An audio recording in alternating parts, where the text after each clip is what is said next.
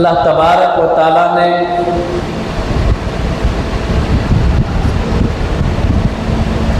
پوری انسانیت کی بہت بہترین رہبری فرمائی۔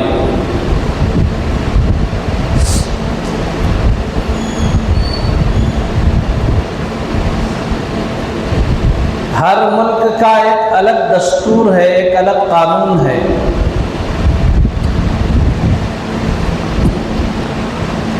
جمہوری ممالک کے الگ قوانین، الگ طرز ہیں۔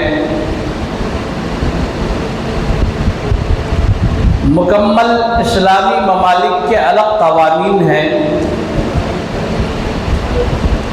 مکمل عیسائی ملکوں کے الگ قانون، مکمل یہودی مذہب کا جو ملک ہے وہاں کے الگ قانون ہیں۔ لیکن پوری انسانیت کے لیے سب سے بہترین جو قانون کا نفاذ ہوا ہے اسے قرآن کریم کہتے ہیں۔ اگر پوری دنیا بلا تفریق مذہب و ملت قرآن کے احکامات پر عمل پیرا ہو جائے تو پھر دنیا کے اندر پہلا جو کام ہوگا وہ امن برپا ہوگا۔ امن، شانتی، سلامتی یہ اللہ کی زمین پر نافذ ہوگا۔ اب رہا مسئلہ،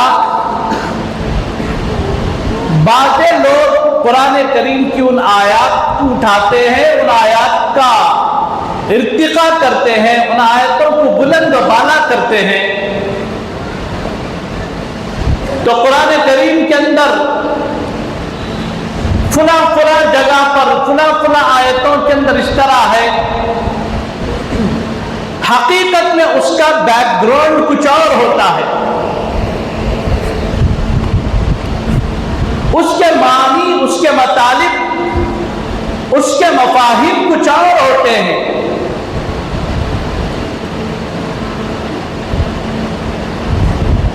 اللہ کا قرآن بہت بڑا دستور ہے۔ اس دستور کا جو نفاذ ہوا ہے یہ میرے اور آپ کے آقا حضرت جناب محمد الرسول اللہ صلی اللہ تعالیٰ علیہ وسلم کی ذات گرامی سے ہوا۔ پوری دنیا خصوصاً عرب کا جو معاشرہ ہے یہ ظلم کی چکی میں پستا رہا، یہ ظلم کے اڈوں میں پستا رہا، پنپتا رہا۔ ایسے نازک دور کے اندر اور اتنی وحشت آمیز لوگ تھے، کسی کی قبول کرنا تو دور کی بات، کسی کو ماننا تو دور کی بات، کسی کی بات لینا تو دور کی بات، ارے کسی کو سامنے کھڑے ہو کر ایک انسانیت کی بات کرنے کی طاقت اور صلاحیت نہیں تھی ان میں۔ ایسے لوگ اگر دین اسلام کو قبول کر لیے ہیں، مذہب اسلام کو مان لیے ہیں، تو کیا یہ اسلام کی خوبی نہیں ہے؟ تو کیا یہ اسلام کی دین نہیں ہے؟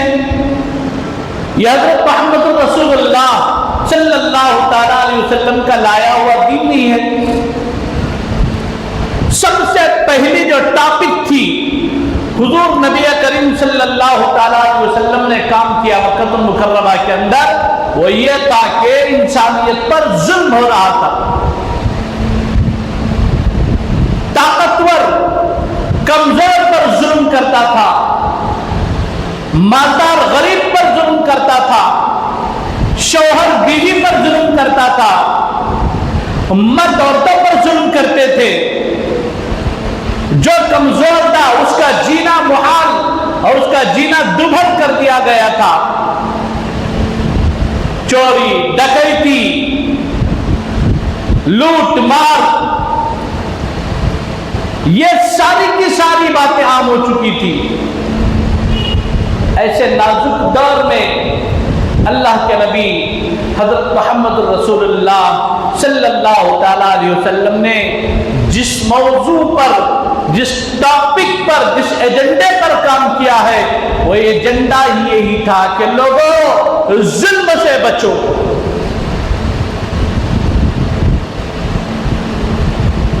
اب ظلم کرنے والے جہاں بھی آپ دیکھو، ظلم کرنے والوں کا ایک مائنڈ سیٹ ہوتا ہے، ظالموں کی ایک قوت ہوتی ہے، ایک مقدار ہوتی ہے، ایک تعداد ہوتی ہے۔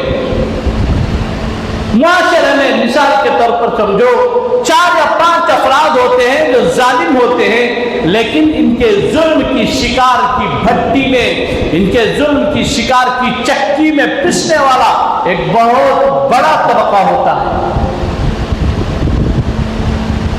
عرب کے اس معاشرے کے اندر ظلم کرنے والے جو طاقتور تھے، جو مالدار تھے، اور جن کے اندر قوت تھی، استطاعت تھی، طاقت تھی، ان کا مزاج ہی تھا، معمول یہی تھا کہ کمزوروں پر ظلم کرتے تھے، اور جو کمزور تھے، مظلوم تھے، ان کی ایک بڑی جنب غفیر تھی۔ کبھی ان کے سامنے کھڑے ہو کر منہ کھولنے کی طاقت نہیں رکھتے تھے، کبھی ان کے سامنے کھڑے ہو کر کچھ بولنے کی طاقت نہیں رکھتے تھے۔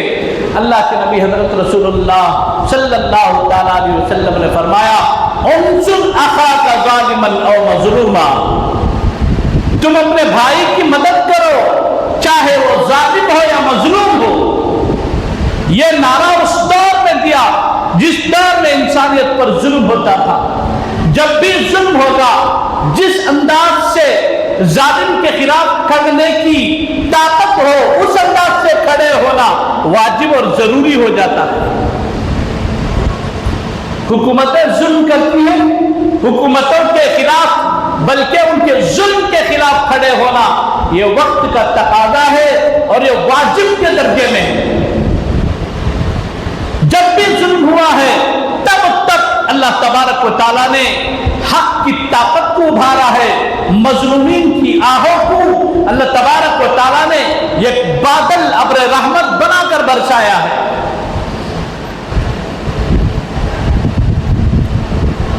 اللہ کے نبی صلی اللہ تعالیٰ علیہ وسلم نے اعلان فرمایا، انصر اخاک ظالما او مظلوما، تم اپنے بھائی کی مدد کرو چاہے وہ ظالم ہو یا مظلوم ہو۔ اب مظلوم کی مدد کرنا تو سمجھ میں آتا ہے، جس کے اوپر ظلم کر رہا ہے، طاقت میں کمزور ہے، غریب ہے، نحیف ہے، اس کی مدد کرنا تو سمجھ میں آتا ہے، لیکن ظالم کی مدد کرنے کا کیا مطلب؟ حدیث میں یہ بھی جملہ ہے، ظالم کی مدد کرو چاہے ظالم کی مدد۔ اللہ کے نبی صلی اللہ علیہ وسلم نے فرمایا، ظالم کی مدد یہ ہے کہ ظلم سے اس کے ہاتھوں کو روکو، جس طرح ہو سکتا ہے۔ اگر اللہ تبارک و تعالیٰ نے ہمارے اندر بولنے کی طاقت دیا ہے تو ہمارے بولوں کو ظالم کی ظلم کے خلاف استعمال کرو۔ ایک حدیث ہے، کلمۃ حق عند سلطان جائر، حق کلمہ کہنا، صحیح بات کہنا، جابر سلطان بادشاہ کے سامنے، جو ظلم کرنے والا بادشاہ ہے، اس کے سامنے کھڑے ہو کر حق بات کرنا افضل الجہادی، یہ بہترین جہاد ہے۔ اللہ کے نبی علیہ السلام نے فرمایا یہ بہت بڑا جہاد ہے۔ اور آپ کو معلوم ہے حق بولنے والے، حق کہنے والے بہت سارے مسائل کی چکیوں میں پھنسے جاتے ہیں۔ کبھی انہیں جیب کاٹنا پڑتا ہے، کبھی انہیں گالیاں سننا پڑتا ہے، کبھی ان پر دام و تشنے گزرتے ہیں، کبھی ان پر الزامات کی بارش ہوتی ہے، کبھی غیر غلط کہہ دیا جاتا ہے، کبھی برا بھلا کہہ دیا جاتا ہے۔ اہل حق ان ساری چیزوں کے لیے کمر باندھ کر تیار رہے، اس کی بہت ضرورت ہوتی ہے۔ رسول اللہ صلی اللہ علیہ وسلم مظلوموں کی مدد کرنے کے لیے جب ظالموں پر اللہ کے نبی کی زبان کھلی اور عرب معاشرے سے فرمایا اے لوگو اتقوا الظلم فإن الظلم ظلمات یوم القیامہ، ظلم سے بچو اس لیے کہ ظلم قیامت کے دن اندھیریوں کی شکل میں ہوگا۔ اللہ تبارک و تعالیٰ ایک ظالم کو کل روز محشر لے کر آئیں گے، ظالم اللہ کی بارگاہ میں آئے گا، اندھیریوں کی شکل میں آئے گا، اسے راستہ نہیں ملے گا، وہ بھٹک رہا ہوگا۔ جس طرح ظلم کرتا کرتا یہاں پر حق کی طاقت سے بھٹک رہا ہوتا ہے، اسی طرح کل روز محشر ایک نور کی طاقت سے بھٹک رہا ہوگا۔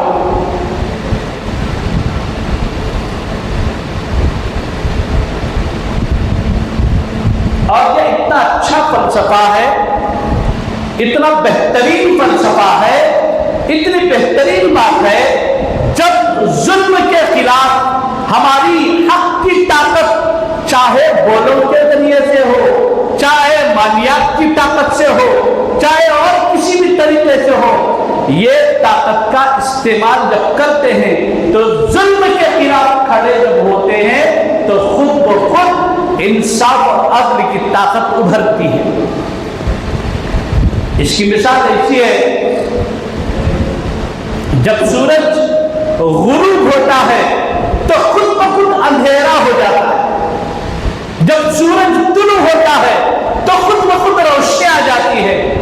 یوں کہنے کی ضرورت نہیں کہ اے سورج تو طلوع ہو، تو ظاہر ہو، اس لیے کہ تیرے ظاہر ہونے سے پوری دنیا کے اندر روشنی ہوگی، یہ سورج سے کہنے کی ضرورت نہیں ہے۔ سورج طلوع ہوگا تو ضرور بھی ضرور روشنی ہوگی، اسی طرح ظلم جب ختم ہوگا تو ضرور بھی ضرور عدل قائم ہوگا۔ اب جب طاقت، پاور ظالموں کے ہاتھ میں ہوگا تو پھر عدالتیں ظلم کے طاقت کے سامنے جھک جائیں گی، عدالتوں میں انصاف کرنے والے جج اور قاضی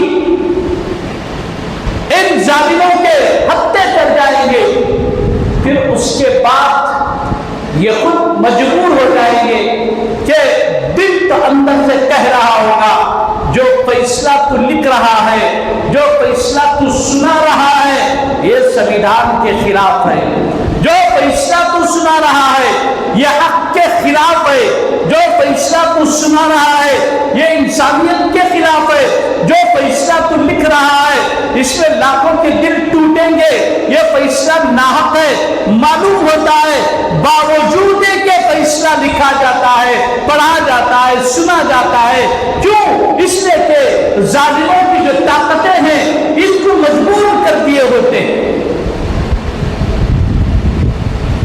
اب عامت الناس، عام لوگ، ان کے ہاتھوں میں ایک طاقت ہوتی ہے، جیسے کہ اب ہمارا جمہوری ملک ہے، ہمارے جمہوری ملک کے اندر عام ہاتھوں میں طاقت ہے، یہ قوت ہے، وہ قوت ووٹ کی طاقت، ووٹ کی قوت ہے۔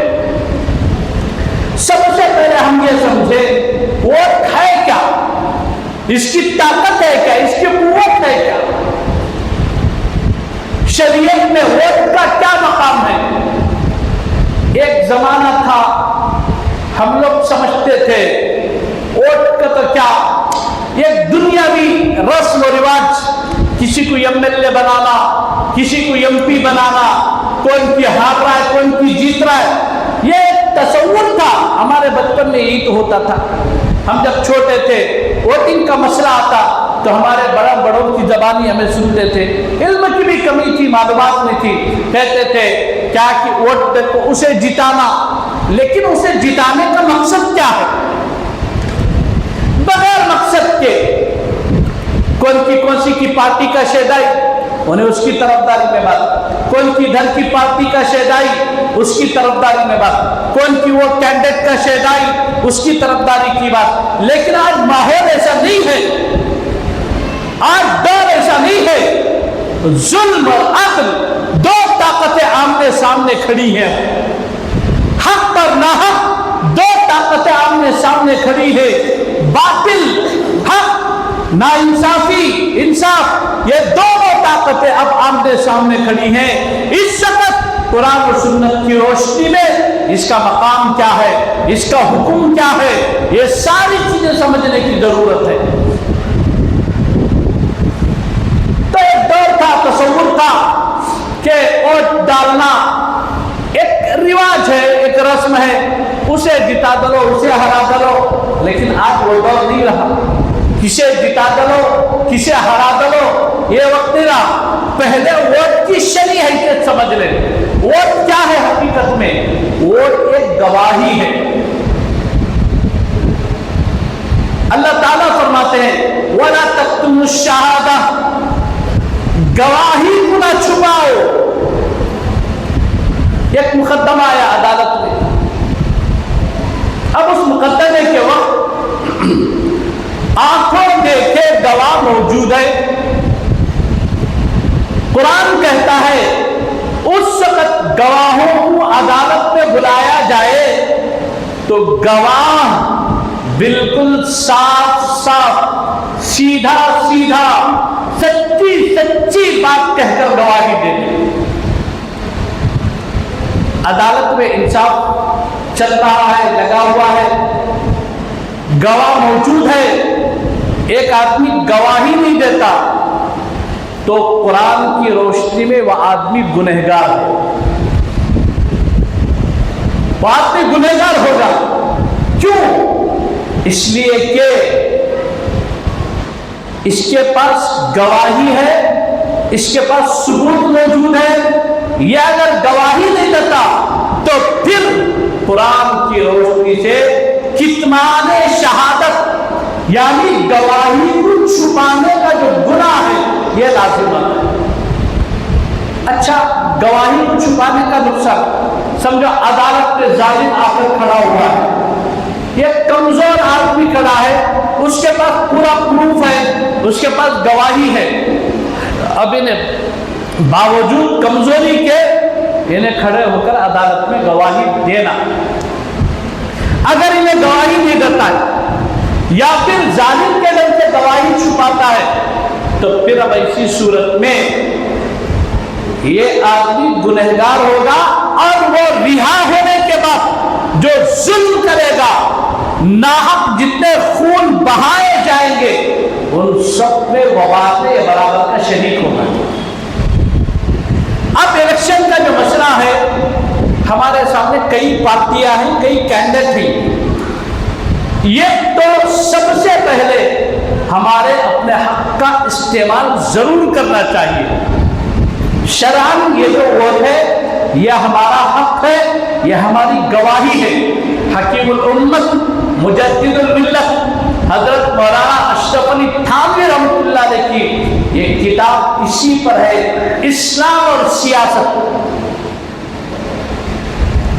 جب پہلی مرتبہ یہ سب کتابیں مطالعے کا ایک میرا تو شوق بھی نہیں تھا, میں پڑھتا بھی نہیں تھا, بلکہ دینی مستقل مسائل, فقہی مسائل, نماز روزہ اور وقت حالات حاضرہ, اس پر میں بہت زیادہ کتابیں پڑھتا تھا. لیکن چند سالوں پہلے جب ایک مرتبہ پہلی بار کئی سالوں پہلے ایک آواز اٹھی کہ ووٹ کی شرعی حیثیت, یہی عنوان سامنے آیا واٹس ایپ پر, تو میں نے سوچا ووٹ کی شرعی حیثیت کیا مطلب ہے کا؟ تو گویا کہ جو ووٹ ڈالتے ہمیں شریعت میں اس کا بھی کوئی ثبوت ہے.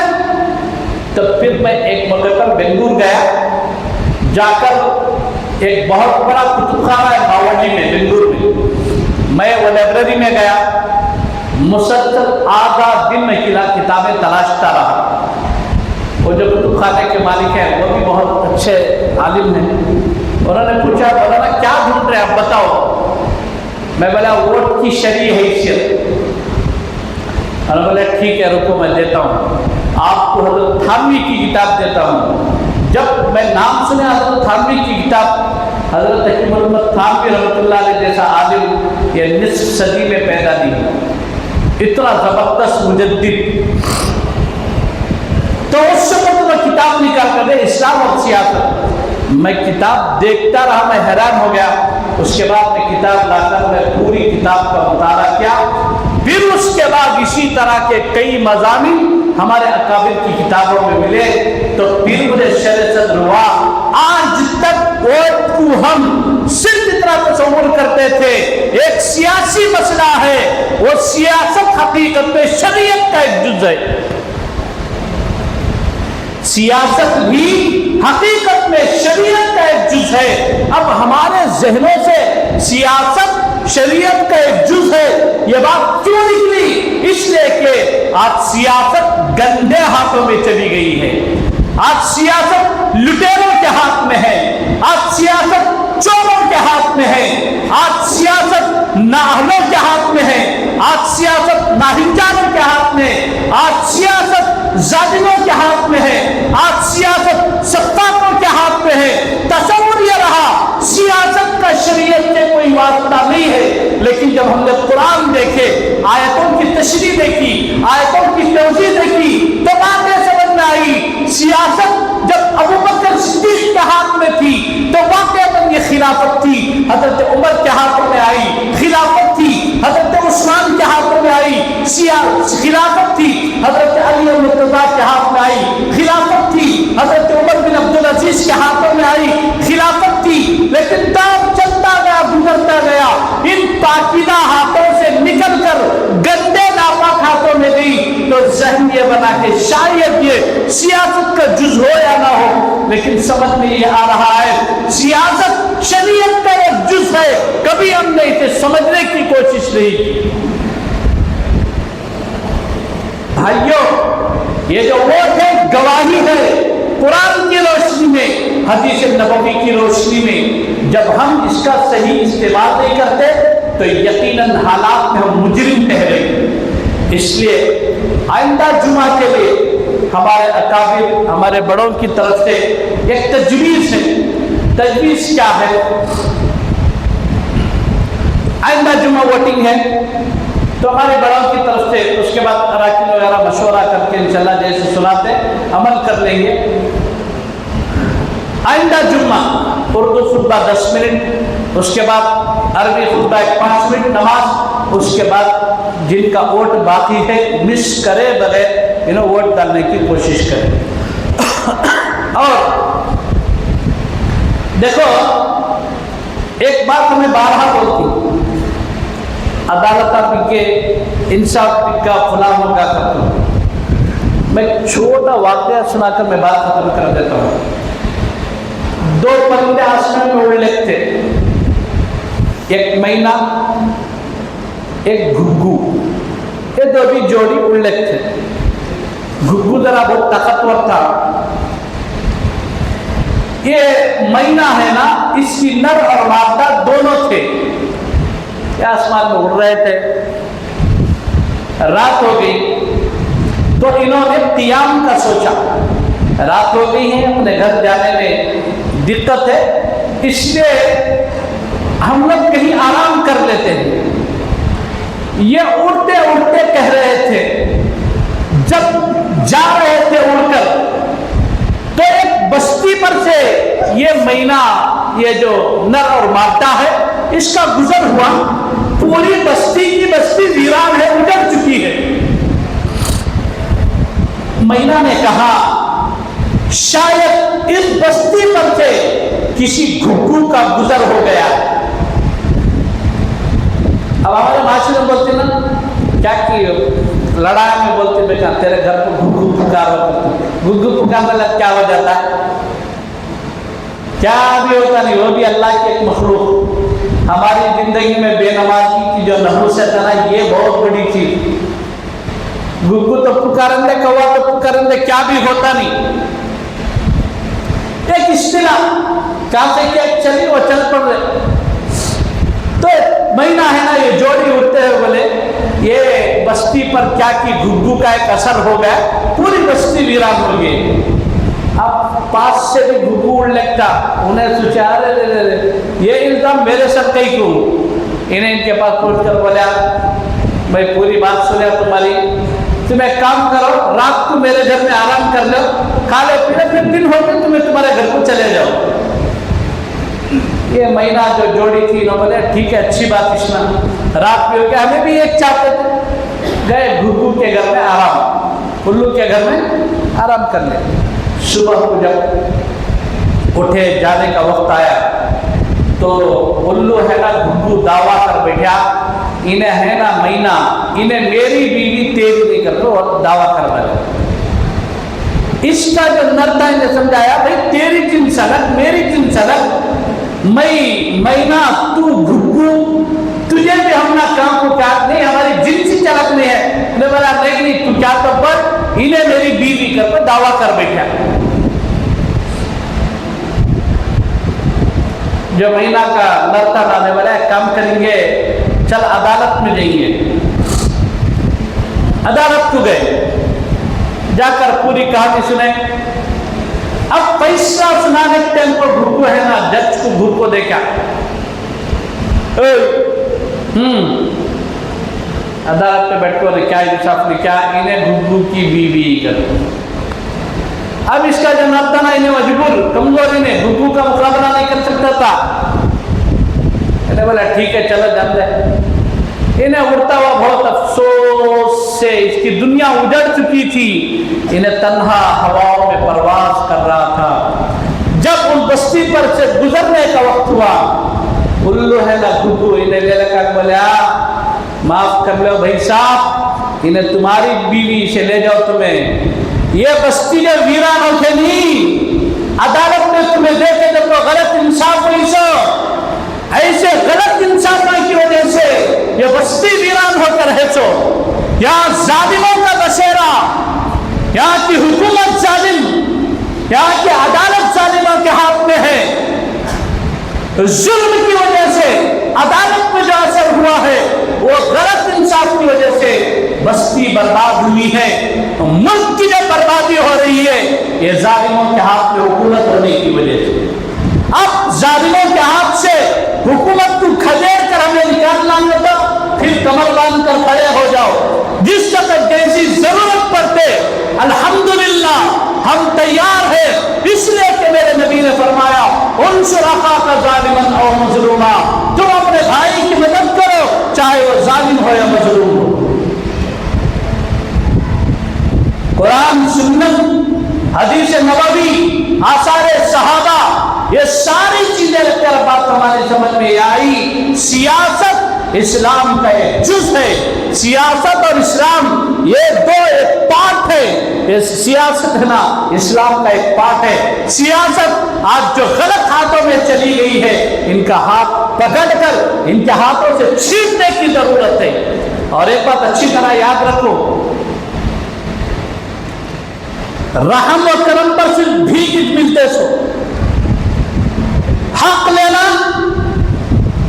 कमर बांध कर खड़े हो जाओ, ऐसा लेना झपटा मारकर, तो फिर हमारे हाथों को मजबूत बनाने की जरूरत है। इन हाथों में तकवा भी हो, तहारत भी हो, इंसाफ भी हो, अदल भी हो, दिमाग में जालिम से लड़ने का प्लान भी हो, मंसूबा भी हो।